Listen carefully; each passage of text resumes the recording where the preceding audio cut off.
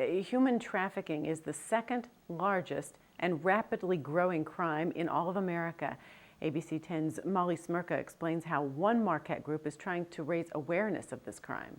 The Marquette branch of the American Association of University Women hosted a meeting to build awareness of human trafficking last night. There have been reports of human trafficking in the UP because the area is so isolated. And Michigan is one of the top 5 states in the country where human trafficking is exploding because the state sits on an international border and it has a large tourism industry. Human trafficking is actually a form of modern-day slavery.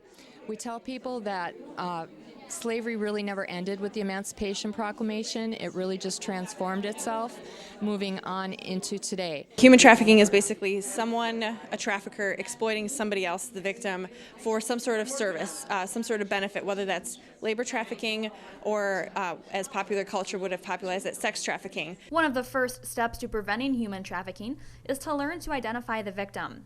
Looking for if somebody doesn't have access to their identification, if they don't have possessions that are in their control, if they're accompanied by somebody who insists on telling a story all the time, if they're told to, if they're telling you a story that they're a student or that they're here on a visa or they're a tourist and there's a lot of inconsistencies in their stories. If we are falling under the myths and misconceptions that it's not here, then we don't know to look for the victims of trafficking. And really, stopping human trafficking starts with victim identification. A lot of the times these crimes are happening behind more obvious crimes that you might think about. If there's a situation with, zone ordinances or kidnapping or all sorts of different criminal charges that people are more familiar with, there could be elements of human trafficking, and that's what, if there's more of an awareness in the community, we can kind of push and look behind those crimes and see what else is happening. If you see something suspicious, make sure to call local law enforcement agencies.